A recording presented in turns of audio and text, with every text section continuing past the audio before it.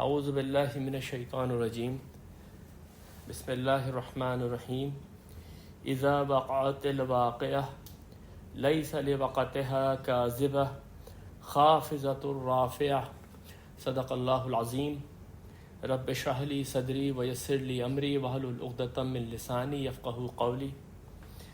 آج سے انشاءاللہ ہم سورہ واقعہ کا مطالعہ شروع کریں گے۔ سورہ واقعہ جیسے کہ آپ سب لوگ جانتے ہیں یہ مکی دور کی سورہ ہے اور مکے کے بھی بالکل ابتدائی دور کی سورہ ہے۔ کچھ سیرت کے واقعات سے پتہ چلتا ہے کہ یہ 5 نبوی کے قریب نازل ہوئی ہے۔ یہ وہ وقت تھا جس وقت کہ نبی صلی اللہ علیہ وسلم اور آپ کے ساتھیوں کی جو مخالفت تھی وہ عروج پکڑ رہی تھی، اور لوگ نہ صرف یہ کہ آپ کو طنز اور طعنوں کا نشانہ بنا رہے تھے بلکہ آپ کے ساتھیوں کو زد و کوب تک کرنے کے اوپر اتر آئے تھے۔ اس سورہ کے اوپر اگر آپ غور کریں گے تو اس کے جو مضامین ہیں یہ بالکل ابتدائی دور کی جو مکی صورتیں ہیں انہی کی طرح سے اس میں ایمان بالآخرہ اور بعث سے بعد الموت، یعنی کہ مرنے کے بعد ایک زندگی ہے، یہ اس کا اصل موضوع ہے۔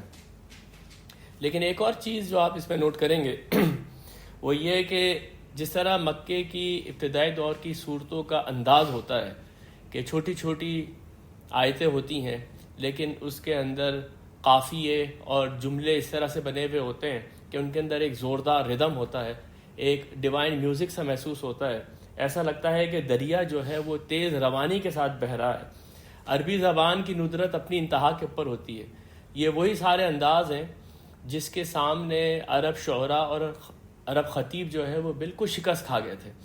یہ انداز آپ کو آخری پارے کی صورتوں کے اندر نظر آئے گا۔ سورہ واقعہ کے اندر بھی یہ انداز جو ہے یہ اپنے عروج کے اوپر ہے۔ سورہ واقعہ کے جو مضامین ہیں ان کو آج ہم نے 3 حصوں میں تقسیم کیا ہے، اور اسی طرح انشاءاللہ تعالی ہم اس کا مطالعہ بھی کریں گے۔ جو اس کا پہلا حصہ ہے یہ آیت نمبر 1 سے لے کے آیت نمبر 56 تک جائے گا، تو اس کے اندر آخرت کے احوال بیان کیے گئے ہیں، اور ہمارا جو ٹارگٹ ہے وہ یہ ہے کہ آج ہم اس حصے کو مکمل کریں۔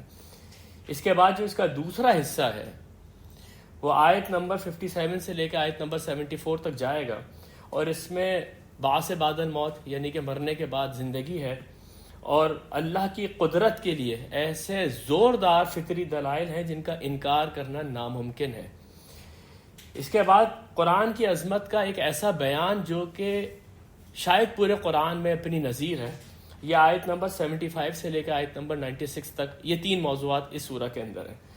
جس وجہ سے یہ سورہ بہت مشہور ہے وہ اس کے یہ جو بعد کے 2 موضوعات ہیں اور جس طرح کا اس میں انداز ہے یہ قرآن کے اندر بہت یونیک ہے، اور اس کو جب آپ پڑھیں گے تو آپ کو خود اس بات کا احساس ہوگا کہ گویا کہ خدا آپ سے خود بات کر رہا ہے۔ اس کے بعد جو اس کا انداز اس کے اندر آپ محسوس کریں گے اس میں انذار کا جو پہلو ہے وہ بہت غالب ہے، یعنی کہ وارننگ دی جا رہی ہے لوگوں کو کہ وہ ابھی بھی خدا کی طرف آ جائیں اس سے پہلے کہ یا تو ان کی موت آئے یا پھر وہ آخرت کی گھڑی آ جائے جس کے بعد پھر عمل کا دفتر بند ہو جائے گا۔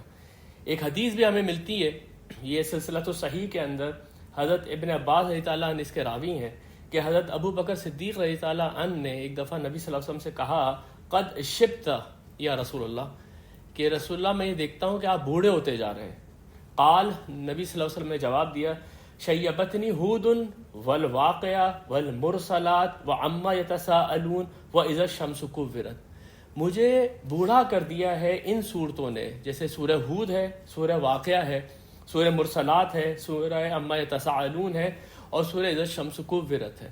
ان ساری صورتوں کے اندر کیونکہ قیامت کے احوال اور اس کے بعد پھر جنت اور دوزخ کے واقعات اور پھر اس کے بعد نبی صلی اللہ علیہ وسلم کی قوم کو جس طرح سے وارن کیا جا رہا ہے، یہ نبی صلی اللہ علیہ وسلم کی جو حساس طبیعت تھی اس کے اوپر بہت بڑا بوجھ تھا، اس لیے وہ یہ کہہ رہے تھے کہ مجھے ایسا لگتا ہے کہ میں بوڑھا ہوتا چلا جا رہا ہوں۔ سورہ واقعہ کے متعلق ہمارے یہاں کچھ ضعیف احادیث مشہور ہیں جو کہ اس کے فضائل کے اوپر بیان کی جاتی ہیں۔ ان میں سے ایک حدیث یہ ہے کہ جس نے بھی سورہ واقعہ پڑھی رات کو سونے سے پہلے تو اس کے گھر میں کبھی بھی فاقہ نہیں ہوگا۔ اس وجہ سے ہمارے یہاں یہ سورہ واقعہ پڑھی جاتی ہے بہت زوردار طریقے سے، لیکن افسوس یہ ہے کہ عموماً اس کے معنی نہیں پڑھے جاتے ساتھ میں۔ یہ ایک وظیفہ بن کے رہ گیا ہے تو یہ بات میں سب سے پہلے آپ کے سامنے رکھ دوں کہ یہ ایک ضعیف حدیث ہے جو مشکات کے اندر موجود ہے. ہمارے یہاں کیونکہ جو ہمارے محدثین ہیں انہوں نے فضائل کی احادیث کے اوپر زیادہ تنقید نہیں کی ہے، اس لیے یہ بہت زیادہ مشہور ہو گئی ہے. لیکن جیسا کہ میں نے آپ کے سامنے رکھا کہ یہ ایک ضعیف حدیث ہے. یہ ایک انٹروڈکشن ہے سورہ واقعہ کا، اور جیسے میں نے آپ کے سامنے رکھا کہ آج ہمارا ارادہ اس کا پہلا حصہ مکمل کرنے کا ہے، تو آئیں ہم اب اس کے مطالعے کا آغاز کرتے ہیں. بسم اللہ الرحمن الرحیم. اذا وقعت الواقعہ، جس دن کے وہ ہونے والا واقعہ پیش آ جائے گا. لیس لوقعتھا کاذبہ، اس دن اس واقعے کا انکار کرنے والا کوئی نہیں ہوگا.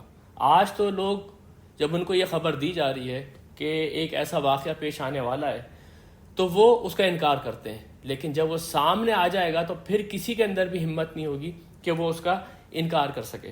یہاں پر جو واقعہ کا لفظ ہے یہ ویسے تو ہم اردو زبان میں بھی استعمال کرتے ہیں کہ یہ واقعہ پیش آ گیا، یہ انسیڈنٹ ہو گیا. یہ یہاں پر قیامت کا ایک نام ہے. آپ قرآن میں یہ دیکھیں گے کہ قیامت کو یا مرنے کے بعد جو زندگی شروع ہونے والی ہے اس کو کئی ناموں سے پکارا گیا ہے، اور عربوں کا یہ انداز تھا، قرآن نے بھی اس کو اڈاپٹ کیا ہوا ہے کہ کسی بھی اہم چیز کے کئی نام رکھے جاتے تھے تاکہ اس کے جو مختلف صفات ہیں وہ سامنے آتی رہے. یہاں پر اس کو ایک واقعہ کہا گیا ہے کہ یہ الواقعہ ہے. قرآن کے اندر ایک سورہ ہے، اس کا نام ہے سورۃ الحاقہ. حاقہ کا لفظ حق سے نکلا ہے. یہ بھی قیامت کا ایک نام ہے، یعنی کہ ایک ایسا انسیڈنٹ جو حق ہے، جو ہو کر رہے گا، اور جو اس لیے ہونا چاہیے کہ اس کے بغیر انصاف کا تقاضا پورا نہیں ہو سکتا، اس لیے اس کا نام الحاقہ ہے. اس کا ایک نام الساعہ ہے. یہ بہت ہی زیادہ امپورٹنٹ نام ہے. ساعہ کا مطلب ہے گھڑی. اسی کو اجل مسمى کہا گیا، یعنی کہ بس ایک ٹائم لیمٹ ہے، جیسی وہ ٹائم لیمٹ پوری ہو جائے گی وہ واقعہ پیش آ جائے گا. اس کو یوم الدین بھی کہا گیا ہے، یعنی کہ جس دن کے سزا اور جزا کے فیصلے ہوں گے. اس کو یوم الآخرہ کہا گیا، یعنی کہ اس دنیا کے بعد آنے والا ایک دن ہے. اس کو یوم التغابن بھی کہا گیا ہے. سورہ تغابن ہے قرآن میں. تغابن کا لفظ غبن سے نکلا ہے، یعنی کسی آدمی نے دوسرے کے ساتھ غبن کر دیا، اس کو دھوکہ دے دیا. تغابن کا مطلب یہ ہے کہ ایک دوسرے کو دھوکہ دینے کی کوشش. جب قیامت کے دن انسان اٹھے گا تو یہ سوچتا ہوگا کہ اسے دنیا میں بڑے لوگوں کو غبن کر کے اور اپنا فائدہ اٹھا لیا، لیکن جب وہ وہاں پر اس کی آنکھ کھلے گی تو پتہ چلے گا غبن اس کے اپنے ساتھ ہو گیا ہے. یہ جو معاملہ ہے یہ اس کے اپنے اوپر پڑ گیا ہے. کہ اس کو القاریہ بھی کہا گیا ہے. قاریہ کا مطلب ہوتا ہے ایک ایسی زوردار آواز جو اس وقت پیدا ہوتی ہے جب ایک چیز دوسری چیز سے جا کے ٹکراتی ہے. اس لیے اس کو زلزلۃ الساعہ بھی کہا گیا ہے، یعنی کہ آخری وقت کا آنے والا زلزلہ. تو یہ جو قیامت کے نام ہیں میں نے آپ کے سامنے رکھے تاکہ اس کے مختلف پہلو ہمارے سامنے واضح ہو جائے. یہ جو واقعہ پیش آنے والا ہے جس کی وجہ سے اس سورہ کا نام سورۃ الواقعہ ہے، اس کی پوری تشریح قرآن کے دوسرے مقامات سے ہو جاتی ہے، اور یہ وہی چیز ہے جس کا ذکر ہم کئی بار کر چکے ہیں، یعنی کہ یہ سور میں پھونکے جانے کا ذکر ہے. یہ سورہ حاقہ کی ہی آیات ہیں. فَإِذَا نُفِخَ فِي الصُّورِ نَفْخَةٌ وَاحِدَةٌ، اور جس دن سور میں پھونک ماری جائے گی ایک دفعہ. وَحُمِلَتِ الْأَرْضُ وَالْجِبَالُ فَدُكَّتَ دَكَّةً وَاحِدَةً، اور زمین اور پہاڑ اٹھا کے پٹخ دیے جائیں گے، ریزہ ریزہ کر دیے جائیں گے ایک ہی دفعہ کے اندر. فَيَوْمَئِذٍ وَقَعَتِ الْوَاقِعَةُ، اس دن پھر وہ واقعہ رونما ہو جائے گا. وَانشَقَّتِ السَّمَاءُ فَهِيَ يَوْمَئِذٍ وَاهِيَةٌ، اور پھٹ جائے گا آسمان اور اس دن اس کی جو گرفت ہے وہ ڈھیلی ہو چکی ہوگی. وَالْمَلَكُ عَلَىٰ أَرْجَائِهَا، اور فرشتے آسمان کے چاروں طرف آ کے بیٹھے ہوئے ہوں گے. وَيَحْمِلُ عَرْشَ رَبِّكَ فَوْقَهُمْ يَوْمَئِذٍ ثَمَانِيَةٌ، اور تیرا رب بھی اس دن آ جائے گا اور اس کا تخت اٹھائے ہوئے ہوں گے 8 فرشتے. یہ آپ کے سامنے میں نے ڈیٹیل رکھی واقعہ کی کہ کس طریقے سے اس کو قرآن نے بیان کیا گیا. یعنی کہ یہاں پر جب کہا گیا اذا وقعت الواقعہ، تو اس کا مطلب یہ کہ جب سور میں پھونک مار دی جائے گی اور اس کے بعد جو حالات ہوں گے، جو زلزلے آئیں گے، جس طرح سے زمین پھاڑ دی جائے گی، پھر کوئی بھی اس کا انکار کرنے والا نہیں ہوگا. خافضۃ الرافعہ، یہ ایک ایسی چیز ہے جو کہ نیچے کی چیز کو اوپر، اوپر کی چیز کو نیچے کر دے گی، یعنی کہ تہو بالا کر دے گی. اس کے 2 مطلب لیے گئے ہیں اور دونوں مطلب اس کے صحیح ہیں. ایک مطلب تو یہ کہ یہ زلزلہ ہے، کیونکہ جب زلزلہ آتا ہے تو چھتیں جو ہیں وہ زمین پہ آ کے گر پڑتی ہیں، تو اوپر کی جو بلندی کی چیزیں تھیں وہ پستی کے اندر آ گئیں۔ لیکن اس کا ایک دوسرا مطلب یہ لیا گیا ہے کہ اس دنیا میں بہت سارے لوگ اس وقت رفع یعنی کہ اوپر کے مقامات پہ بیٹھے ہوئے ہیں، اپنے آپ کو بہت متکبر اور اپنے آپ کو بہت اونچا سمجھ رہے ہیں، لیکن جب قیامت آئے گی تو اس دن وہ لوگ نیچے ہوں گے اور جن لوگوں کو نیچے سمجھا جا رہا ہے اس وقت وہ لوگ اوپر ہو جائیں گے۔ اذا رجت الارض رجا، یہ جو اس کی اسلوب ہے، جو اس کے اندر ردم ہے، جس طرح سے ان آیات کے قافیے پہ قافیے ملے ہوئے ہیں، آپ یقین جانیں اس کو ٹرانسلیٹ کرنا آسان کام نہیں ہے۔ کچھ جگہوں کے پر میں آپ کو توجہ دلاؤں گا کہ کس طریقے سے یہاں پر ایک چھوٹی سی آیت کا ترجمہ کرنے میں مشکل پیش آ رہی ہے۔ یہ بھی ان چند آیات میں سے ہے۔ اذا رجت الارض رجا، جس وقت کے زمین ہلا ڈالی جائے گی زوردار طریقے سے، ایک ہی دفعہ ہلا ڈالنا۔ وَبُسَّتِ الْجِبَالُ بَسًّا، اور جو یہ پہاڑ ہیں یہ ایک ہی دفعہ میں ریزہ ریزہ کر دیے جائیں گے۔ ان پہاڑوں کو تم دیکھتے ہو، یہ بہت مضبوط ہیں اور یہ اپنی جگہ سے ہل نہیں سکتے۔ اس کائنات کو تم دیکھتے ہو، یہ اتنا مستحکم ہے کہ گویا کہ یہ ہمیشہ سے ایسی ہے، یہ سب چیزیں ختم ہو جائیں گی، یہ پہاڑ ریزہ ریزہ ہو جائیں گے، یہ زمین بالکل چٹیل میدان ہو جائیں گی۔ وَبُسَّتِ الْجِبَالُ بَسًّا، اور ریزہ ریزہ کر دیے جائیں گے پہاڑ پوری طرح سے۔ فَكَانَتْ هَبَاءً مُنبَثًّا، اور وہ ایسے ہو جائیں گے جیسے بکھرا ہوا غبار، یعنی وہ مٹی کی طریقے سے اڑ رہے ہوں گے پہاڑ۔ وَكُنْتُمْ أَزْوَاجًا ثَلَاثًا، اور تم سب لوگ اس وقت 3 گروپس کے اندر تقسیم ہو جاؤ گے۔ یہ تم لوگ کون ہیں؟ اس کے اوپر کسی کو کوئی ایسا اشتباہ نہیں ہے۔ یہ اس وقت جن لوگوں کو پکارا جا رہا تھا، جو کہ اس کے مخاطب تھے، ان کو بھی کہا جا رہا ہے، اور قیامت تک جتنے بھی لوگ آئیں گے ان سب کے لیے یہ بات کہی جا رہی ہے کہ قیامت جب آئے گی تو اس وقت دنیا میں لوگ نہ جانے کتنے مختلف قسم کے رنگ اور نسل اور اسٹیٹسز کے اندر وہ تقسیم ہوئے ہیں، وہاں پر صرف 3 گروپس ہوں گے، 3 گروپس اس وقت بنا دیے جائیں گے۔ وَكُنْتُمْ أَزْوَاجًا ثَلَاثًا، اور تم لوگ جو ہو وہ 3 گروپس کے اندر ٹوٹ جاؤ گے۔ فَأَصْحَابُ الْمَيْمَنَةِ مَا أَصْحَابُ الْمَيْمَنَةِ، یہ پھر وہ ایک آیت ہے جس کا ترجمہ، حالانکہ آپ یہ دیکھیں کتنی چھوٹی آیت ہے، لیکن یہ جملے سے زیادہ ایک ایکسپریشن ہے جس کو کہ ایکسپریس کرے گا مقرر جب وہ تقریر کر رہا ہوگا۔ فَأَصْحَابُ الْمَيْمَنَةِ، سیدھے ہاتھ والے، کیا ہی ہیں سیدھے ہاتھ والے، ما اصحاب المیمنہ، یعنی آپ نے ایکسپریشن سے یہ بتانا ہے کہ کتنے خوش نصیب ہیں، کتنے زبردست رہے انجام کے حساب سے یہ سیدھے ہاتھ والے۔ دیکھیں یہ جو لفظ استعمال ہوا ہے میمنہ، یہ یمین سے بھی نکل سکتا ہے، یمین عربی زبان میں سیدھے ہاتھ کو کہتے ہیں، اور یہ یم سے بھی نکل سکتا ہے جس کے معنی فال لینے کے۔ یہ بات میں نے آپ کے سامنے سورہ یاسین کے درس میں رکھی تھی کہ یہ جو عرب تھے یہ پرندوں سے فال نکالا کرتے تھے، اس لیے سورہ یاسین میں کہا تھا ان بستی والوں نے رسولوں کو انا تطیرنا بکم، ہم تو تم کو اپنے لیے منحوسہ سمجھتے ہیں، کیونکہ یہاں پر طیر یا طائر کا لفظ آیا تھا، پرندے کے معنوں میں آتا ہے، تو اصل میں پرندے کو اڑاتے تھے، اگر وہ سیدھے ہاتھ کی طرف چلا جائے تو یہ بڑی خوش نصیبی ہوتی تھی۔ تو یہاں پر اس کے دونوں معنی ہو سکتے ہیں، ایک معنی تو اس کے یہ ہو سکتے ہیں کہ یہ بڑے خوش قسمت لوگ ہیں جو سیدھے ہاتھ پہ تھے، اور دوسرے معنی اس کے یہ ہوں گے کہ وہ واقعی سیدھے ہاتھ کے اوپر ہیں، کیونکہ بادشاہ جو اپنا دربار لگاتا ہے تو اپنے جو پسندیدہ بندے ہیں ان کو سیدھے ہاتھ پہ بٹھاتے ہیں، اور جو اپنے ناپسندیدہ لوگ ہوتے ہیں لیکن پھر بھی دربار میں موجود ہوتے ہیں وہ الٹے ہاتھ پہ بیٹھے ہوئے ہوتے ہیں۔ تو یہ سیدھے ہاتھ والے، الٹے ہاتھ والے، اس کے اس طرح کے سارے معنی کیے جا سکتے ہیں، کیونکہ عربی زبان کے اندر ایک محاورہ ہے کہ فلان منی بالیمین، یہ تو میرا دست بازو ہے، یہ تو میرا دست راز ہے، یہ میرا اہم آدمی ہے، اس کے لیے بھی یہ لفظ یمین استعمال کیا گیا ہے۔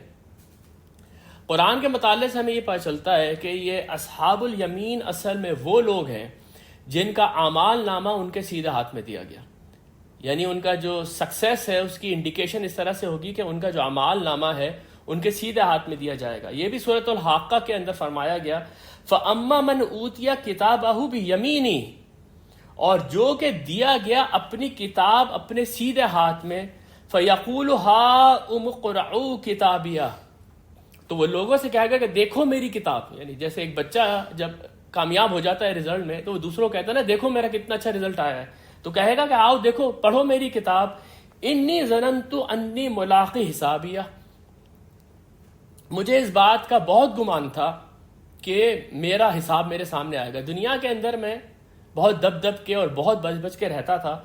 کیا میرا اس وقت ارادہ تھا، کیا میرا اس وقت ظن تھا، کیا میرا خیال تھا کہ ایک دن یہ حساب میرے سامنے آئے گا. فَهُوَ فِي عِيشَةٍ رَاضِيَةٍ، اب وہ وہاں پر بہت ہی عیش میں ہوگا جس کے اندر وہ راضی ہوگا. اسی طرح سورۃ الانشقاق میں بھی یہی کہا گیا ہے کہ فَسَوْفَ يُحَاسَبُ حِسَابًا يَسِيرًا، جن کے اعمال نامے ان کے سیدھے ہاتھ میں دیے جائیں گے ان کا تو بہت ہی آسان حساب لیا جائے گا. وَيَنْقَلِبُ إِلَىٰ أَهْلِهِ مَسْرُورًا، اور پھر وہ پلٹیں گے خوش خوش اپنے گھر والوں کے پاس اور جا کے ان کو اپنا اعمال نامہ، اپنا رزلٹ کارڈ دکھائیں گے، دیکھو ہم تو کامیاب ہو گئے. فَأَصْحَابُ الْمَيْمَنَةِ مَا أَصْحَابُ الْمَيْمَنَةِ، تو سیدھے ہاتھ والے کیا ہی خوش قسمت ہیں وہ سیدھے ہاتھ والے. وَأَصْحَابُ الْمَشْأَمَةِ مَا أَصْحَابُ الْمَشْأَمَةِ، الٹے ہاتھ والے، اور کیا ہی ہے بدبخت یہ الٹے ہاتھ والے. یہ یہاں پر بھی دیکھیں، یہ ما اصحاب المشأمہ کا جو میں نے ترجمہ کیا ہے، حالانکہ ما اصحاب المیمنہ، ما اصحاب المشأمہ، الفاظ کے اعتبار سے میں کوئی فرق نہیں ہے، لیکن معنی بالکل ایک دوسرے کے اپوزٹ ہے، کیونکہ یہ ایک ایکسپریشن ہے جس میں کہ وہ اوپر کہا تھا کہ کیا ہی زبردست رہے، اور یہاں کہا جا رہا ہے کیا ہی بد نصیب رہے یہ الٹے ہاتھ والے. جس طرح سے یمین کے لیے میں نے آپ کے سامنے رکھا تھا، اسی طریقے سے بائیں ہاتھ کو شوما کہتے ہیں، اسی طرح بد نصیبی کو بھی شوم کہتے ہیں عربی زبان میں، کیونکہ وہی بات ہے کہ یہ فال لینے کے لیے جب پرندہ اڑاتے تھے اور وہ پرندہ اگر الٹے ہاتھ کی طرف چلا جائے تو بہت ہی بد نصیبی ہو گئی. اور عرب عموماً کم تر لوگوں کو، جن کو کہ وہ اپنے ہاں کوئی بھی عزت نہیں دیتے تھے، ان کو کہتے تھے فلان منی بالشمال، یہ تو میرے الٹے ہاتھ کا آدمی ہے، یعنی کہ یہ میرے سامنے بہت کمزور ہے، یہ میرے سامنے بہت ذلیل آدمی ہے. اس لیے یہ وہ لوگ ہیں جو بہت بد نصیب رہیں گے اس دن، جو کامیاب نہیں ہو سکے، یہ الٹے ہاتھ پہ جا کے بیٹھے ہوئے ہوں گے. اور اس سے مراد وہ لوگ بھی ہیں جن کا نامہ اعمال ان کے الٹے ہاتھ میں دیا جائے گا. یہ بھی سورہ حاقہ کی آیات ہیں. وَأَمَّا مَنْ أُوتِيَ كِتَابَهُ بِشِمَالِهِ، رہے وہ لوگ جن کے اعمال نامے ان کے الٹے ہاتھ میں دیے گئے. فَيَقُولُ يَا لَيْتَنِي لَمْ أُوتَ كِتَابِيَهْ، وہ کہیں گے ہائے ہماری بدبختی، کاش ہمیں یہ کتاب نہ دکھائی گئی ہوتی، کاش ہمارے سامنے ہمارا یہ اعمال نامہ نہ آیا ہوتا. وَلَمْ أَدْرِ مَا حِسَابِيَهْ، میں نے تو یہ کبھی سوچا بھی نہیں تھا کہ میرا حساب کتاب ہوگا. میں تو دنیا میں ایسا مگن تھا، اتنا عیاشی کر رہا تھا، سب کچھ وہاں میرا صحیح ہو رہا تھا، میں نے تو گمان میں بھی نہیں تھا کہ میرے اس طرح کا حساب ہوگا. یا لیتہا کانت القاضیہ، میں اس دن وہ بہت پچھتائے گا کہ کاش وہ جو میری موت ہوتی وہ قاضیہ ہوتی، یعنی کہ اس نے میرا کام ختم کر دیا ہوتا، یہ دوبارہ مجھے زندہ نہیں کیا جاتا.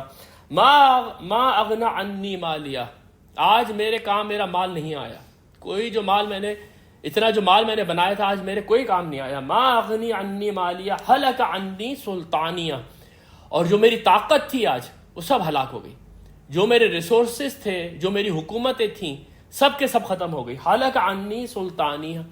اسی طرح سورہ انشقاق میں فرمایا گیا وَأَمَّا مَنْ أُوتِيَ كِتَابَهُ وَرَاءَ ظَهْرِهِ، اور رہے وہ لوگ جن کا اعمال نامہ ان کی پیٹھ کے پیچھے دیا جائے گا. یہ پیٹھ کے پیچھے دیا جائے گا، اوپر کہا گیا کہ ان کے الٹے ہاتھ میں دیا جائے گا.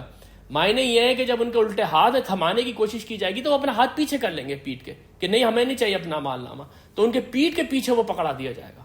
یعنی وہ اتنا برا اعمال نامہ ہوگا کہ وہ دکھا نہیں سکتے ہوں گے، خود بھی اس کو نہیں دیکھ سکتے ہوں گے، اپنے پیٹھ کے پیچھے اس کو رکھیں گے. فَسَوْفَ يَدْعُو ثُبُورًا، اس دن وہ پکارے گا موت کو کہ کاش مجھے موت ہی آ جائے. وَيَصْلَىٰ سَعِيرًا، اور اس دن وہ وہاں آگ میں جلایا جائے گا. یہ جو وہاں پر ایک اٹرنل لائف سامنے آئے گی، اس کے لیے بھی آپ دیکھیں دو ایکسپریشنز ہوں گے.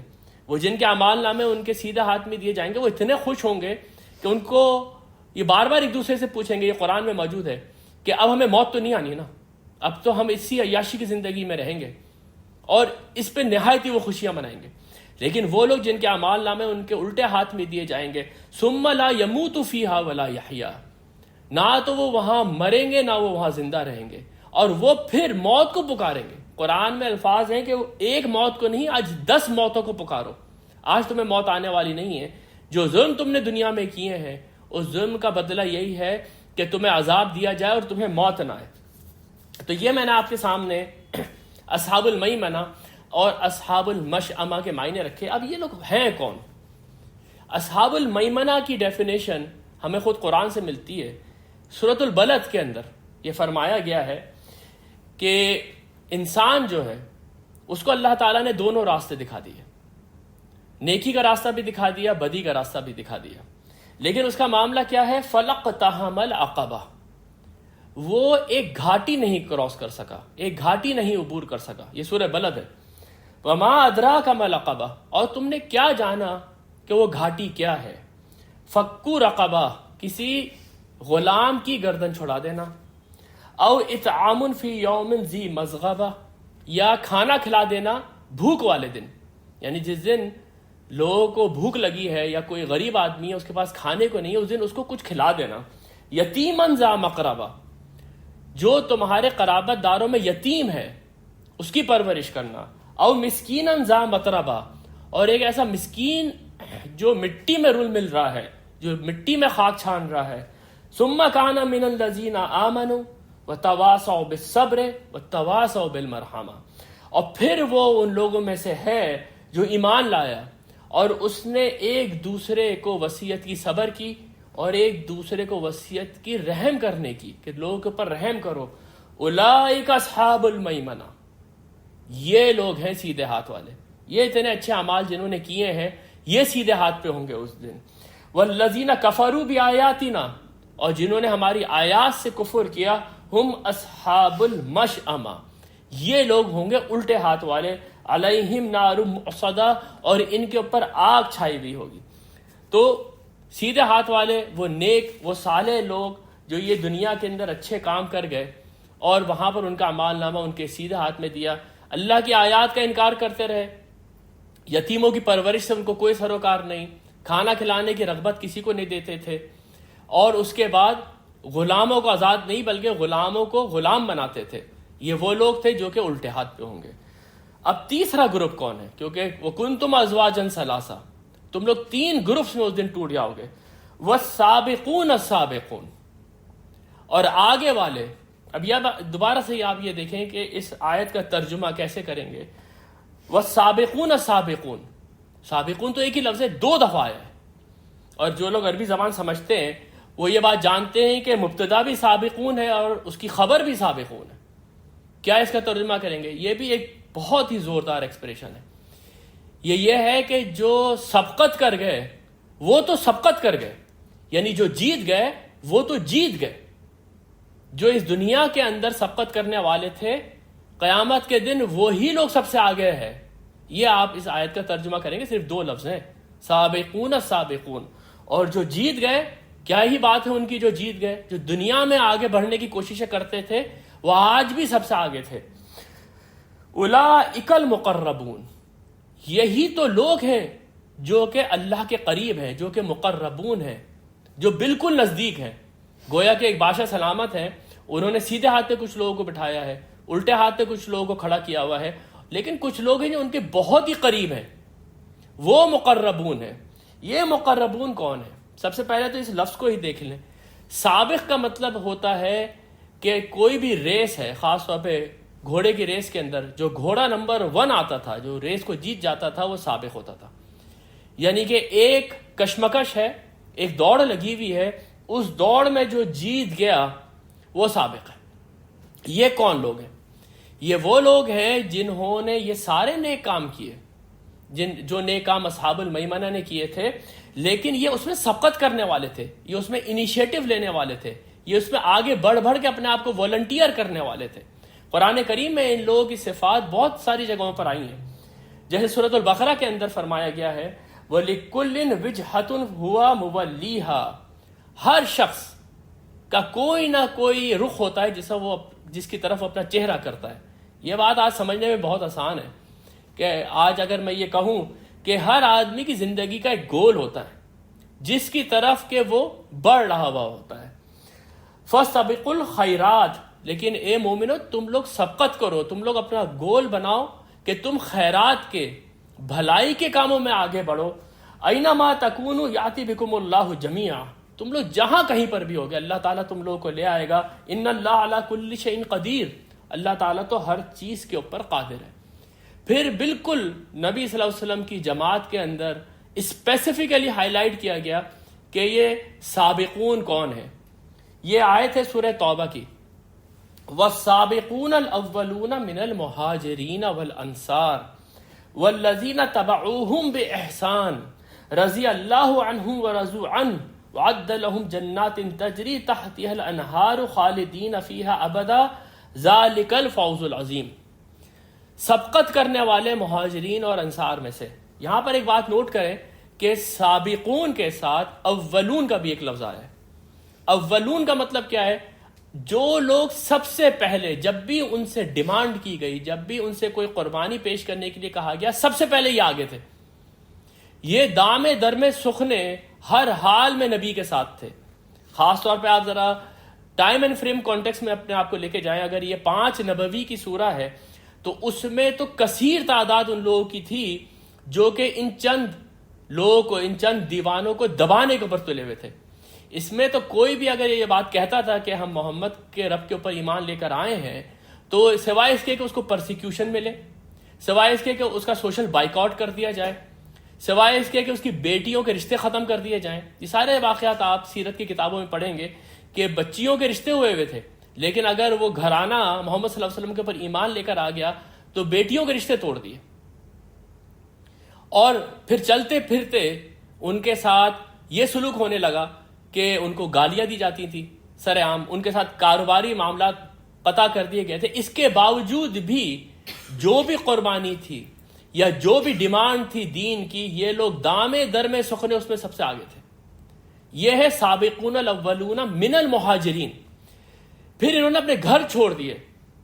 وہ لوگ جنہوں نے، جو کہ ایمان لے کر آئے، جو اپنے گھروں سے نکال دیے گئے اللہ کے راستے میں، جنہوں نے تکلیفیں اٹھائیں، اور اس کے بعد پھر میدان جنگ میں بھی وہ سب سے آگے کھڑے ہوئے تھے. بدر اور احد کے جو جنگیں ہوئی ہیں اس میں بھی وہ سب سے آگے کھڑے ہوئے تھے. یہ ہے سابقون الاولون من المہاجرین والانصار. انصار حالانکہ بعد میں ایمان لے کر آ رہے ہیں، 13 سال کے بعد ایمان لے کر آ رہے ہیں، لیکن جب وہ ایمان لے کر آئے تو انہوں نے بھی پھر اپنے قربانیوں میں کوئی کمی نہیں چھوڑی. اس لیے اللہ تعالیٰ نے ان کو مہاجرین کے ساتھ ہی رکھا ہوا ہے. والسابقون الاولون من المہاجرین والانصار والذین تبعوہم بإحسان. قرآن کریم نے یہ کیٹیگرائزیشن بالکل واضح کی ہے کہ اگر دین کے اوپر برا وقت ہے اور اس وقت کوئی کھڑا ہو گیا اس کی نصرت کے لیے، تو اس کے درجات بالکل الگ ہیں. بعد میں جو لوگ دین کی پیروی کرتے رہے، اچھے نیک کام کرتے رہے، سارے لوگ رہے، بالکل ان کے لیے بھی درجات ہیں، وہ بھی اصحاب المیمنہ ہے. لیکن جب برا وقت تھا دین کے اوپر اور جس وقت بہت بڑی قربانیوں کی ضرورت تھی، اس وقت جن لوگوں نے قربانیاں دی ان کا درجات بالکل الگ ہیں. یہ سورۃ الحدید کے اندر فرمایا گیا ہے لا یستوی منکم من انفق من قبل فتح وقاتل.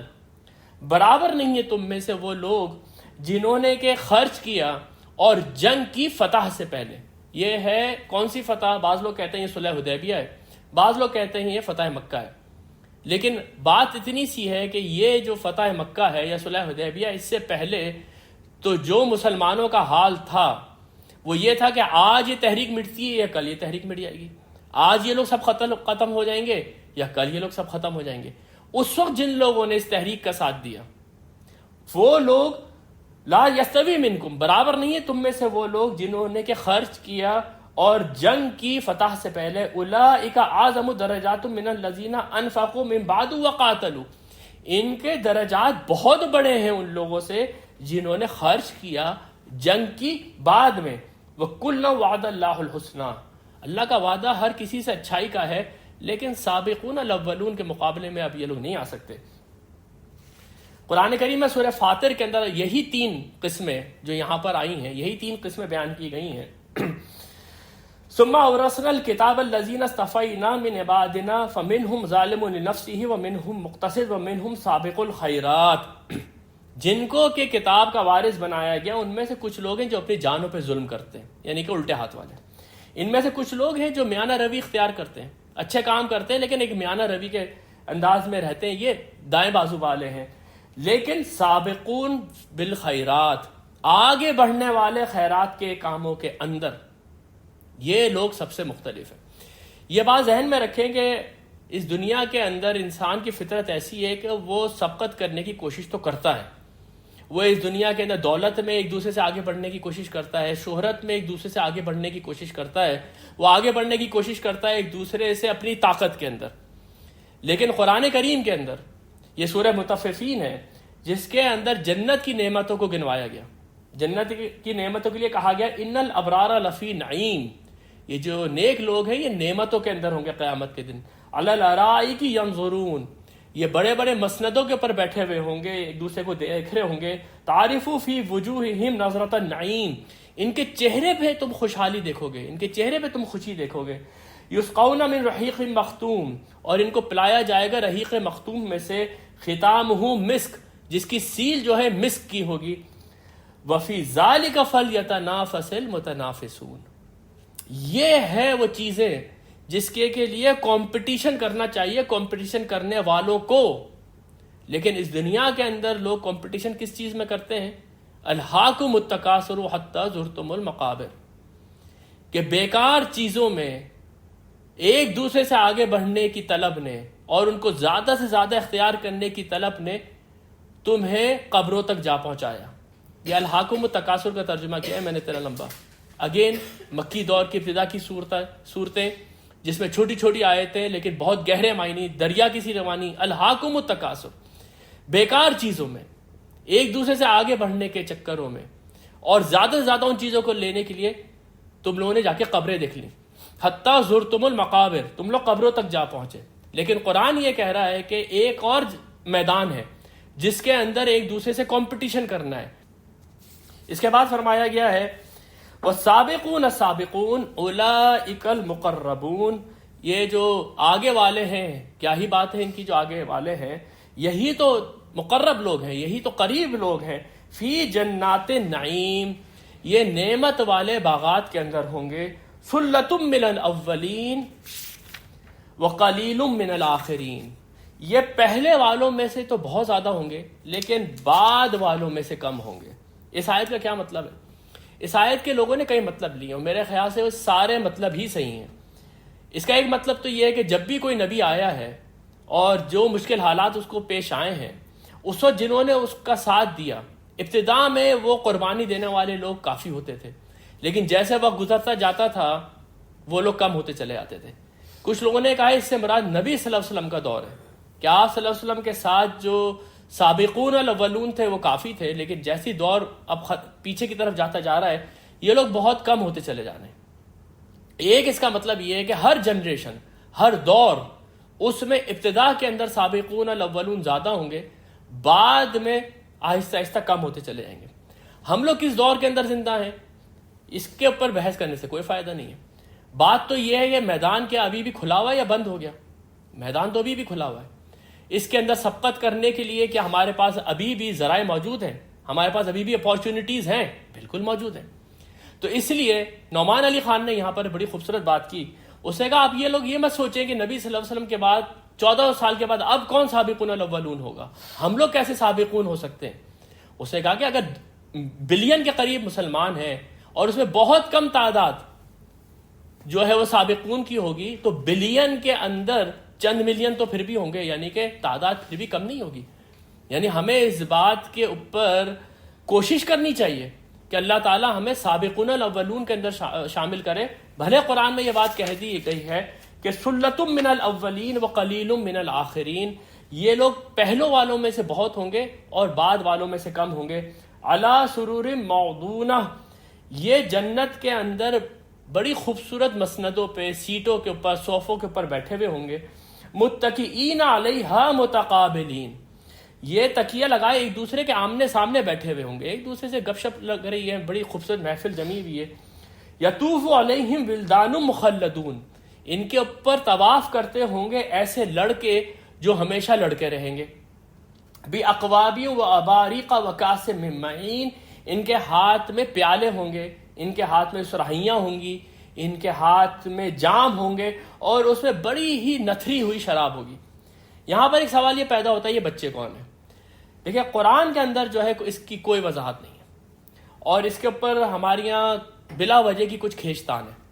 اس کی وجہ یہ ہے کہ کچھ آثار، کچھ احادیث وغیرہ موجود ہیں جو کہ ایکسپلین تو کرتی ہیں لیکن بہت سارے سوالات بھی ذہن میں اٹھا دیتی ہیں. جیسے کہ اس حدیث کا درجہ ظاہری سی بات ہے کوئی بہت بڑا درجہ نہیں ہے، جس میں کہا ہے کہ یہ مشرکین کے وہ بچے ہوں گے جو بچپن میں فوت ہو گئے. تو فوراً ذہن میں ایک سوال اٹھتا ہے کہ بھائی ان کا کیا قصور ہے؟ ہو سکتا ہے وہ جب جوان ہوتے ان کے سامنے دین کی دعوت آتی تو وہ اس کو قبول کر لیتے اور شاید وہ سابقون الاولون میں سے ہوتے. تو اس میں جتنا بھی میں نے سوچا ہے جو بات سامنے آنے والی ہے وہ یہ کہ یہ ہو سکتا ہے جنت میں کریٹڈ کچھ بچے ہوں اور ان کو وہاں پر اس لیے رکھا جائے گا کہ سب سے پہلے یہ بات سارے مفسرین نے لکھی ہے کہ اگر کسی جگہ کے اوپر جو خدمت گار ہیں وہ نوجوان لڑکے ہوں تو ان کے اندر بڑی پھرتی ہوتی ہے، ان کے اندر بڑی تیزی ہوتی ہے، ان کے اندر کام کرنے کا انتھوزیزم ہوتا ہے. اگر کام کرنے والے جو ہے وہ بزرگ لوگ ہوں میری طرح کے تو پھر ان کی ذرا جو موومنٹ ہے وہ بھی سلو ہوتی چلی جاتی ہے. تو یعنی کہ یہ ایک تو یہ اشارہ ہے کہ تمہاری خدمت میں جو لوگ لگے ہوئے ہوں گے بڑے مستعد ہوں گے، نوجوان لڑکے ہوں گے.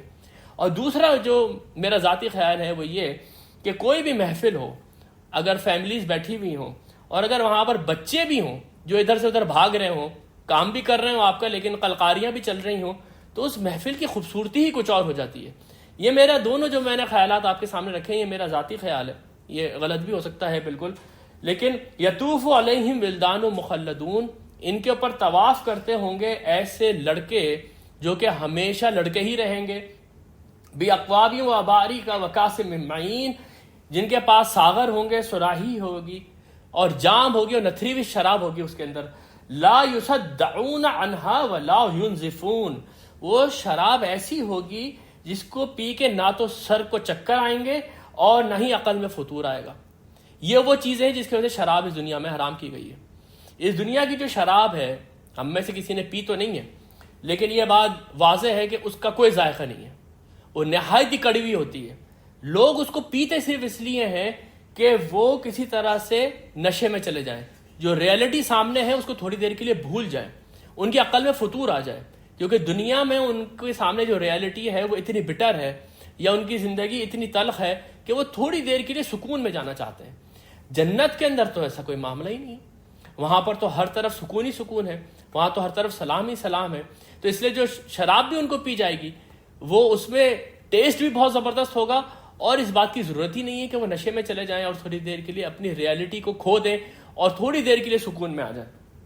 وفاکہۃ مما یتخیرون، اور ان کے لیے وہاں پر ایسے لذیذ پھل اور میوے ہوں گے جو وہ پسند کریں گے. یعنی کہ یتخیرون، ان کے سامنے ایک پورا مینیو کھول دیا گیا ہے، اس میں جو مرضی چیز آپ اٹھا لیں. یہ نہیں کہ ایک یا دو قسم کے ہوں گے اور ایک اٹھایا اس کو کھایا، دوسرا اٹھایا اسی کی شکل کا لیکن اس کا مزہ دوسرا. وَأُوتُوا بِهِ مُتَشَابِهًا، ہمیں اس طرح کے پھل دنیا میں بھی دیے گئے تھے لیکن ان کا تو مزہ بالکل ہی مختلف ہے. یعنی ہر پھل ہر میوہ بالکل ہی الگ مزے کا ہوگا. وَفَاكِهَةٍ مِمَّا يَتَخَيَّرُونَ وَلَحْمِ طَيْرٍ مِمَّا يَشْتَهُونَ، اور ان کو ملے گے پرندوں کے گوشت جس طرح کے وہ چاہیں گے. تو جس طرح کے چاہیں گے مطلب یہ کہ ایک تو پرندوں کا گوشت بہت لذیذ ہوتا ہے، دوسرے ہر آدمی کا اپنا ٹیسٹ ہوتا ہے. کوئی کہتا ہے کہ مجھے میڈیم ویل بنا کے دو، کوئی کہتا ہے مجھے ویل ڈن کر کے دو. جیسا بھی وہ آپ چاہو گے، آپ کا جو دل کا مزہ ہوگا وہ آپ کے کھانے کے اندر شامل ہوگا اور جیسے ہی آپ وہ چاہیں گے وہ آپ کے سامنے پیش کر دیا جائے گا. وَلَحْمِ طَيْرٍ مِمَّا يَشْتَهُونَ وَحُورٌ عَيْنٌ، اور وہاں پر حوریں ہوں گی بڑی بڑی آنکھوں والی. حور کے بارے میں ایک چیز ذہن میں رکھ لی جائے، آج اتنا ہمارے پاس ٹائم نہیں ہے کہ ہم اس پورے لفظ کو کھول سکیں. یہ ایک ایڈجیکٹو ہے، یہ کسی کی صفت بیان کی جا رہی ہے. ضروری نہیں ہے کہ یہ عورتیں ہی ہوں، یہ عورتیں بھی ہو سکتی ہیں، مرد بھی ہو سکتے ہیں اور کوئی اور مخلوق بھی ہو سکتی ہے جو جنتیوں کو دی جا رہی ہے. اس میں جینڈر والی بات جو ہے وہ بہت زیادہ ذہن میں لانے کی ضرورت نہیں ہے. ان کی جو ایڈجیکٹو یا جو ان کی جو خوبصورتی بیان کی گئی ہے وہ یہ کہ وہ بہت بڑی بڑی آنکھوں والی ہوں گی. حور کے معنی ہوتے، احور سے یہ لفظ نکلا ہے جس کے معنی ہوتے سفید رنگ کے، یا آنکھ کی وہ ایسی آنکھ جو کہ جس کی پتلی تو کالی ہو لیکن باقی جو آنکھ ہے وہ بڑی ہے اور سفید ہے. تو یہ بڑی خوبصورت آنکھ کی جو آپ سمجھیں کہ ایک تمثیل ہے، یہ وہی بیان کی گئی ہے. حورٌ عین، حور بڑی بڑی آنکھوں والی. کامثال لؤلؤ مکنون، یہ ایسے ہوں گے جیسے خوبصورت موتی چھپا کے رکھے ہوئے. یہ سورہ رحمان انشاءاللہ تعالی جب ہم پڑھیں گے تو اس میں اس کا آپ سمجھے کہ اور ایکسپلینیشن آئے گی کہ یہ وہ چیزیں ہیں یا یہ وہ کمپینینز ہیں جن کو اس سے پہلے نہ تو کبھی کسی جن نے چھوا ہوگا نہ کبھی اس سے پہلے کسی انس نے چھوا ہوگا. بالکل چھپا کے آپ کے لیے اسپیسیفک رکھے ہوئے ہوں گے، صرف آپ کے لیے یہ کمپینینز ہوں گے. کامثال لؤلؤ مکنون، جیسے کہ موتی ہیں چھپا کے رکھے ہوئے. جزاء بما كانوا يعملون، اور یہ سب بدلہ ہے جو کام تم لوگوں نے کیے تھے، جو کام یہ سابقون الاولون نے کیے تھے اس دنیا میں، سبقت کی تھی خیرات کے اندر، یہ اس کی جزا دی جا رہی ہے. آپ قرآن میں دوسرے مقامات میں دیکھیں گے کہ جنتی جو ہے اللہ تعالیٰ کا شکریہ ادا کریں گے کہ تو نے نعمتوں کی بارش کر دی ہمارے پر، شاید ہم اتنا ڈیزرو بھی نہیں کرتے تھے، لیکن وہاں سے آواز آئے گی نہیں تم لوگ یہ ڈیزرو کرتے تھے، جو محنتیں تم لوگوں نے دنیا میں کی ہیں یہ آج تمہیں اس کا جزا دی جا رہی ہے. جزاء بما كانوا يعملون لا يسمعون فيها لغوا ولا تأثیما، وہاں پر نہ تو یہ لوگ کوئی بیہودہ بات سنیں گے اور نہ ہی وہاں پر کوئی فضول باتیں سنیں گے. اس کے اوپر ایکسپلینیشن ہم کل کر چکے ہیں سورہ یاسین میں، لیکن اگر آپ ذرا ٹائم اینڈ فریم کانٹیکسٹ میں اپنے آپ کو اس دور میں لے جائیں جب یہ سورہ نازل ہوئی تھی تو آپ دیکھیں نبی صلی اللہ علیہ وسلم ان کے ساتھیوں کے اوپر گزر کیا رہی ہے. جگہ جگہ کے اوپر ان سے بیہودہ باتیں کی جا رہی ہیں، ان کے ساتھ گالم گلوچ کی جا رہی ہے. کوئی ایسی جگہ نہیں ہے جہاں پر انسان بیٹھ کے اپنے سکون سے اپنے رب کو یاد کر لے. ہر طرف مخالفت کا طوفان برپا ہوا ہے، یعنی کہ اگر شہر میں نکل گئے تو اس کا مطلب یہ ہے کہ اپنی بے عزتی کرانے نکل گئے. یہ وہ دور چل رہا ہے. اس میں یہ کہا جا رہا ہے کہ تم لوگ یہ جو محنتیں کر رہے ہو اس کے بعد جو جنتیں تمہیں دی جائیں گی وہاں پر ایسا کوئی ماحول نہیں ہوگا. وہاں پر نہ تو کوئی تم سے بیہودہ بات کرے گا نہ ہی کوئی وہاں پر تم سے لغو بات کرے گا. الا قیلا سلاما سلاما، لیکن جو بات ہوگی وہ سلامتی ہی سلامتی ہوگی. کوئی کسی کو ہرٹ نہیں کرے گا، کوئی ایسا مذاق نہیں ہوگا جو دل کو برا لگے، کوئی اس طرح کے طنز اور تانے نہیں ہوں گے جو سامنے والے کا دل پھاڑ کے رکھ دیں. نہیں، بڑی ہی پیاری باتیں ہوں گی. سلاما سلاما. واصحاب المیمنۃ ما واصحاب الیمین ما اصحاب الیمین، اور یہ جو سیدھے ہاتھ، یہ جو ابھی تک ساری نعمتیں گنوائی گئی تھیں یہ نعمتیں گنوائی گئی تھیں سابقون کے لیے. اب باری آئی ہے اصحاب الیمین کی جو سیدھے ہاتھ والے ہیں. ما اصحاب الیمین، پھر وہی ایک ایکسپریشن ہے. کیا ہی خوش نصیب ہے، کیا ہی زبردست ہیں یہ سیدھے ہاتھ والے. فی صدر مخضود، یہ ایسے باغات میں ہوں گے جس میں بیریاں ہوں گی، اور بیریاں بھی کون سی ہوں گی؟ جن کے اندر کانٹے نہیں ہوں گے. اس دنیا کے اندر بڑی خوبصورت اور بہت لذیذ بیریاں ہوتی ہیں، لیکن جو بیری کا درخت ہے اس کے ساتھ کانٹے بھی ہوتے ہیں. لیکن وہاں پر جو بیری کا درخت ہوگا اس میں کانٹے نہیں ہوں گے. وَطَلْعٍ مَنْضُودٍ، اور ان کو وہاں پر کیلے ملیں گے جو تہ بتہ ہوں گے، یعنی ان کا جو ٹیسٹ ہے اور وہ اس طرح سے پریزرو کیے ہوئے ہوں گے کہ جیسے تہ کے اوپر تہ لگا کے ان کو پریزرو کیا گیا ہے. وَظِلٍّ مَمْدُودٍ، اور ایسی چھاؤں میں ہوں گے جو دور تک پھیلی ہوئی ہوگی. سورہ واقعہ کے لیے جو احادیث، جو صحیح احادیث ہے جن کو کہ اگر آپ ڈھونڈیں اور احادیث کی کتابوں میں سے نکالیں تو وہ ظل ممدود کے اوپر بخاری کے اندر ایک حدیث ہے جو بالکل صحیح ہے کہ اگر ایک گھوڑ سوار ایک درخت کے سائے میں جو اس کو نصیب کیا جائے گا 100 سال تک بھی دوڑتا رہے تو اس درخت کا سایہ ختم نہیں ہوگا. اور اس کو فرمایا گیا پھر کہ وہ ظل ممدود ہے، یعنی کہ یہ وہ چھاؤں ہے جو دور دور تک پھیلی ہوئی ہوگی. پھر اپنے ذہن میں لے کر آئیں، آج آپ سوچ رہے ہوں گے یہ کیا نعمت ہے، ہم تو گھروں کے اندر بیٹھے ہوئے ایئر کنڈیشن چل رہا ہے، لیکن یہ ساری متشابہات ہیں. یہ اس وقت کے لوگوں کو بتایا جا رہا ہے کہ جس وقت ریگستان کے اندر یا جس جگہ پہ وہ صحرا میں رہتے تھے وہاں پر ایک چھوٹے سے درخت کا سایہ ایک تپتی ہوئی دھوپ کے اندر بہت غنیمت ہوتا تھا. ان کو بتایا جا رہا ہے کہ ایسے سائے ہوں گے جو کبھی ختم ہی نہیں ہوں گے. وَمَاءٍ مَسْكُوبٍ، اور پانی ہوگا رواں دوا. وہاں پر تو پانی کے لالے پڑے ہوئے ہوتے تھے.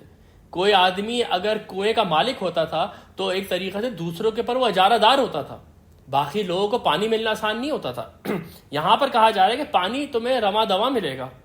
وَفَاكِهَةٍ كَثِيرًا، اور بہت ان کو پھل دیے جائیں گے. لا مقطوعۃ ولا ممنوعہ، اس دنیا کے اندر تو ایسے پھل بھی ہوتے ہیں جن کا موسم آتا ہے. ہم سب کو آم کھانے کا بہت شوق ہے لیکن وہ ایک سیزن ہے جس کے اندر وہ آتا ہے. لیکن وہاں پر اگر آپ کو آم پسند ہے تو وہ irrespective آف دی سیزن وہ ہر وقت موجود ہوں گے. لا مقطوعہ، کبھی بھی وہ قطع نہیں ہوں گے. ولا ممنوع، اور نہ ہی آپ کو کوئی ایسا پھل جو کہ آپ چاہتے ہیں لیکن ممنوع ہو آپ کے اوپر، وہ بھی نہیں ہوگا۔ یہ شجر ممنوعہ کیا ہے؟ یہ حضرت آدم علیہ السلام کے واقعے سے آپ کو یاد آ گیا ہوگا کہ ان کو جنت میں رکھا گیا تھا لیکن ایک درخت کا پھل کھانے سے منع کر دیا گیا تھا۔ وہ تو ایک ٹیسٹ تھا، اب تو یہاں پر رزلٹ نکل کر آ گیا، تو اس لیے اب کوئی بھی چیز ممنوع نہیں ہوگی، جو چیز چاہیے تمہیں ملے گی اور وہ ہر وقت میسر ہوگی۔ وَفُرُوشٍ مَرْفُوعَةٍ، اور وہ نشست میں یعنی کہ ایسی سیٹس کے اوپر بیٹھے ہوئے ہوں گے جو بہت اونچی اونچی ہوں گی۔ اِنَّا أَنشَأْنَاهُنَّ إِنشَاءً، اور ہم ان کے لیے ان کی بیویاں دوبارہ سے نئے سرے سے اٹھائیں گے، ان کو دوبارہ سے باکراہ کر دیں گے۔ اس دنیا کے اندر بہت ساری عورتیں اس حال میں مریں گی کہ وہ بوڑھی ہو چکی ہوں گی، ان کے دانت ٹوٹ چکے ہوں گے، کمر ان کی جھک چکی ہوگی۔ نبی صلی اللہ علیہ وسلم کے پاس یہ ایک حدیث، صحیح حدیث آپ کو ملے گی مشکات وغیرہ کے اندر، کہ نبی صلی اللہ علیہ وسلم کے پاس ایک بڑھیا آئی اور آ کے ان سے کہا کہ دعا کریں کہ میں جنت میں داخل ہو جاؤں۔ تو نبی صلی اللہ علیہ وسلم نے کہا کہ کوئی بڑھیا جنت میں داخل نہیں ہوگی۔ تو اظہار مذاق انہوں نے اس طرح کی بات کی تو وہ رنجیدہ ہو گئی، تو نبی صلی اللہ علیہ وسلم نے پھر یہ والی آیت پڑھی، اِنَّا أَنشَأْنَاهُنَّ إِنشَاءً، کہ تم جنت میں جاؤ گی لیکن تم نوجوان ہوگے اور باکرہ ہو کے تم جنت میں جاؤ گی۔ عروباً اترابا، یہ اپنے شوہروں کے اوپر عاشق ہوں گی اور ان کی ہم عمر ہوں گی۔ لِأَصْحَابِ الْيَمِينَ، اصحاب الیمین کے لیے ہے یہ سب کچھ۔ سُلَّةٌ مِّنَ الْأَوَّلِينَ، یہ شروع میں سے بھی بہت ہوں گے، وَسُلَّةٌ مِّنَ الْآخِرِينَ، اور یہ بعد والوں میں سے بھی بہت ہوں گے۔ یعنی کہ ہر دور کے اندر صالح لوگ، نیک کام کرنے والے لوگ تو بہت سارے ہوں گے، لیکن وہ جو سابقون ہیں، جو سبقت کرنے والے ہیں، جو برے حالات کے اندر بھی قربانیاں دینے والے ہوں گے، وہ سُلَّةٌ مِّنَ الْأَوَّلِينَ وَقَلِيلٌ مِّنَ الْآخِرِينَ، جیسے جیسے وقت آگے بڑھتا جائے گا ان کی تعداد قلیل ہوتی جائے گی۔ وَأَصْحَابُ الشِّمَالِ مَا أَصْحَابُ الشِّمَالِ، الٹے ہاتھ والے ما اصحاب الشمال، پھر یہ ایک ایکسپریشن ہے، کیا بد نصیب رہے یہ اصحاب الشمال۔ فی سموم و حمیم، وہ ہوں گے گرم لو کے اندر اور کھولتے ہوئے پانی کے اندر۔ وَظِلٍّ مِّن یحموم، اور سایہ تو ان کو بھی ملے گا، سایہ تو یہاں ان کو بھی ملا تھا، جو کہا گیا تھا ظل ممدود، ایک دور دور تک پھیلا ہوا سایہ، سایہ ان کو یہاں پر بھی ملے گا، لیکن وہ ہوگا آگ کے دھوئیں کا سایہ۔ یعنی جس آگ کے اندر وہ ہوں گے اس سے جو دھواں بلند ہو رہا ہوگا، اب ذرا اس آگ کی شدت کا اندازہ لگا لیں، جس کا دھواں اتنا زیادہ ہے کہ اس سے سائے بن رہے ہیں نیچے۔ لا بارد ولا کریم، یہ جو سایہ ان کو ملے گا نہ تو اس میں ٹھنڈ ہوگی اور نہ ہی اس میں آرام ہوگا۔ آپ پھر ذرا سوچیں کہ ایک عرب بدو ہے، وہ صحرا کے اندر سفر کر رہا ہے اور گرمی کی شدت ہے، نہ کوئی سایہ ہے، وہ سایہ جب اس کو ملا، بھلے ایک کھجور کے درخت کا ہی ملا، اس کے اندر تھوڑی دیر کے لیے اس کو آرام آیا اور وہاں پر اس کو تھوڑی دیر کے لیے ایک ٹھنڈی چھاؤں میسر آئی۔ وہاں کے لوگوں کو یہ کہا جا رہا ہے کہ جہنم کے اندر سایہ تو ہوگا لیکن نہ تو اس کے اندر کوئی آرام ہوگا اور نہ ہی اس کے اندر تھوڑی سی دیر کے لیے بھی ٹھنڈی ہوا ملے گی۔ انہم کانوا قبل ذالک مترفین، یہ کون ہے جو کہ الٹے ہاتھ والے رہے؟ ہاں، یہ وہ لوگ ہیں جنہوں نے اللہ کی آیات کا انکار کیا، اس کو جھٹلایا، لیکن یہاں پر تو بالکل جیسے کہتے ہیں کہ انگلی رکھ کے بتا دیا کہ یہ لوگ کون ہیں۔ انہم کانوا قبل ذالک مترفین، یہ لوگ اس سے پہلے دنیا میں مترفون تھے، بہت امیر لوگ تھے، بہت خوشحال لوگ تھے، بہت کھاتے پیتے لوگ تھے۔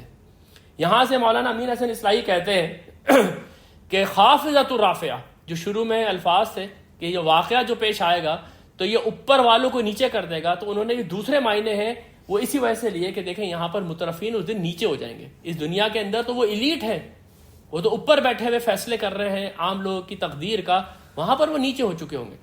کیا دولت کمانا بہت غلط بات ہے؟ کیا انسان کے پاس دولت ہونا یہ کوئی کنڈیم کرنے کے لائق چیز ہے؟ نہیں، یہ بات نہیں ہے۔ لفظ مترفین کے معنوں کے اندر کیونکہ یہ لفظ طرف سے نکلا ہے، اس کے اندر دو چیزیں شامل ہیں۔ ایک تو یہ کہ ان کے پاس پیسہ بہت تھا، ایک تو یہ کہ وہ خوشحال بہت تھے، لیکن دوسری بات اس کے اندر اسراف کے معنی آتے ہیں۔ وہ بغیر روک ٹوک کے جس طرح جی چاہے خرچ کرتے تھے اور جن چیزوں میں چاہے خرچ کرتے تھے۔ یہ ایک ایسا معاملہ ہے، آپ دیکھیں کہ جو اس دنیا کے اندر ایلیٹ طبقہ ہے، جو اس دنیا کے اندر کھاتا پیتا طبقہ ہے، اصل فساد کی جڑ وہی ہے۔ اور ہمیں قرآن کے مطالعے سے پتہ چلتا ہے کہ تمام انبیاء کی مخالفت کرنے میں سب سے آگے جو طبقہ تھا وہ یا تو اس کے حکمران تھے یا وہاں کے کھاتے پیتے لوگ تھے. یہ آپ کے سامنے سورہ سبا کی میں ایک آیت رکھتا ہوں. وما ارسلنا فی قریۃ من نذیر، کوئی بھی ایسی بستی نہیں تھی جس کے اندر ہم نے خبردار کرنے والا بھیجا.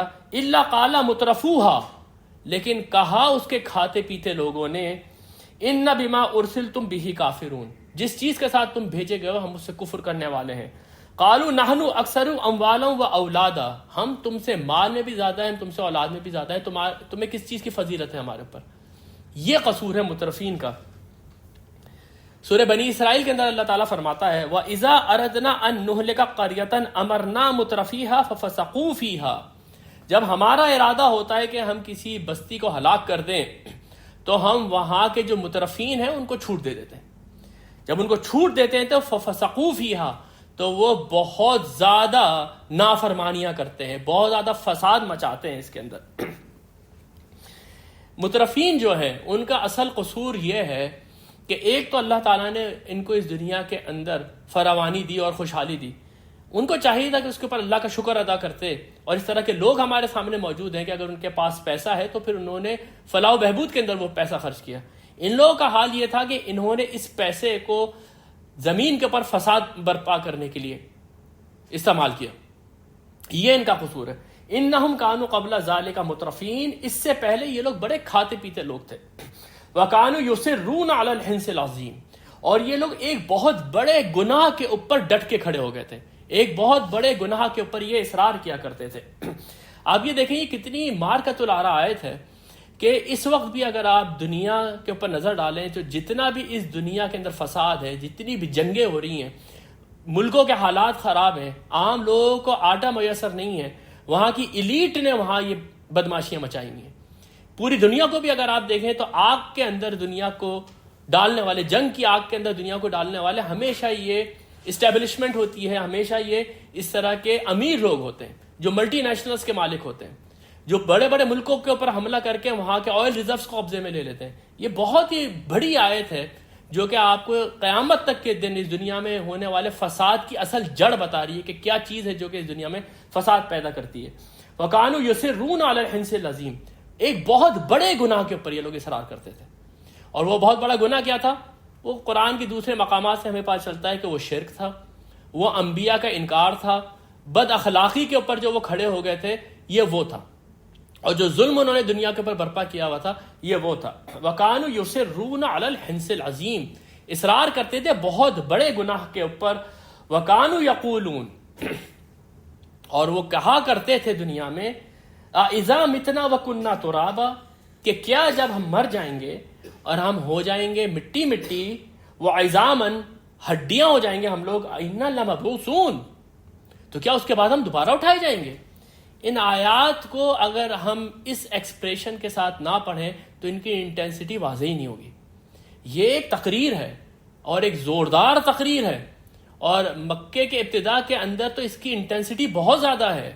تو یہاں پر یہ ایکسپریشن، کیونکہ یہ سارکازم کے اندر یہ بات کر رہے ہیں، یہ سارکاسٹک ہو کے یہ بات کر رہے ہیں. اچھا تو کیا جب ہم مر جائیں گے اور ہم مٹی مٹی ہو جائیں گے، اچھا ہم دوبارہ اٹھائے جائیں گے؟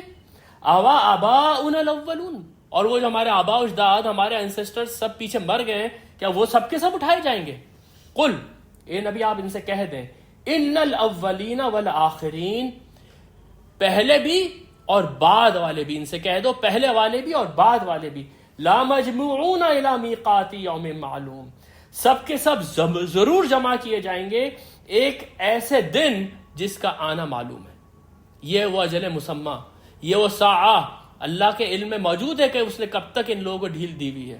ان کو کہہ دو تمہارے اول اور تمہارے آخر سارے جمع کر دیے جائیں گے الی میقات یوم معلوم، ثم، اس کے بعد، انکم ایھا الضالون المکذبون، اس کے بعد تم بھٹکے ہوئے لوگوں اور تم جھٹلانے والوں، لا آکلون من شجر من زقوم، تو تم زقوم کے درخت میں سے کھاؤ گے. یہ زقوم کا درخت کیا ہے؟ اس کو قرآن نے جس طرح سے پیش کیا، یہ اگین کفار کے لیے ایک فتنہ بن گیا. انہوں نے بڑا ہنسی ٹھٹے کیے، اچھا جی جہنم میں تو آگ ہوگی، آگ کے اندر درخت کیسے پیدا ہوگا؟ تو یہاں پر اصل میں اللہ تعالیٰ بتانے کی جو چیز سامنے رکھ رہے ہیں وہ یہ ہے کہ وہاں پر جب یہ بے انتہا محنت کر رہے ہوں گے، جب آگ میں جل رہے ہوں گے، جب ان کو شدید پیاس اور بھوک لگ رہی ہوگی، تو ان کو کھانے اور پینے کو کیا دیا جائے گا؟ کھانے پینے کو ان کو زقوم کا درخت دیا جائے گا۔ زقوم کا درخت کیا ہے؟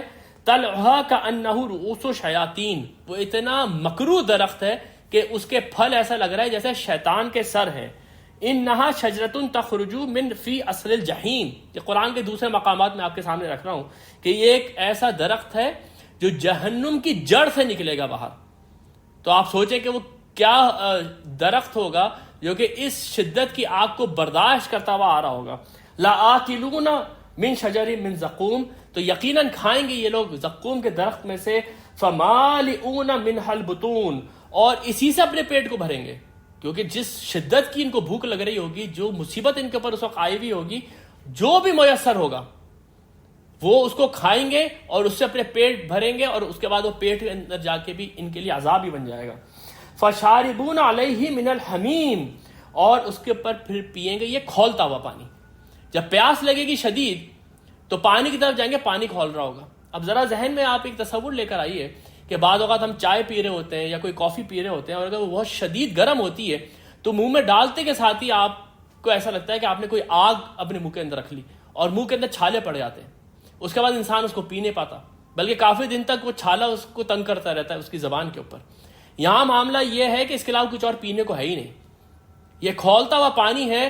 جب یہ شدید ترین پیاسے ہوں گے تو اس کے علاوہ کوئی چارہ نہیں ہوگا کہ وہ اس کو ہی پئیں۔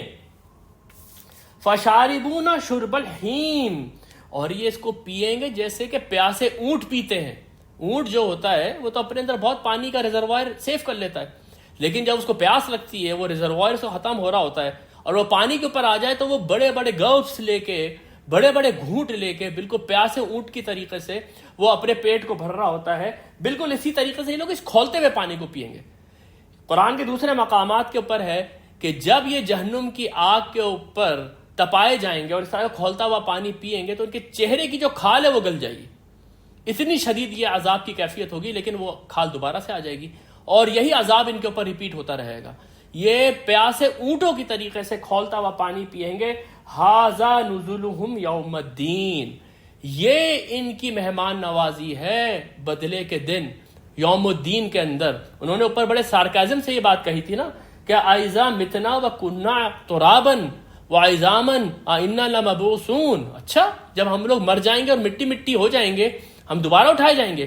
اسی طرح سے جواب دیا اللہ تعالیٰ نے کہ ھذا نزلہم یوم الدین، ان کی مہمان نوازی یہ ہے یوم الدین کے اندر۔ بارک اللہ لی ولکم فی القرآن العظیم ونفعنی وإیاکم بالآیات وذکر الحکیم۔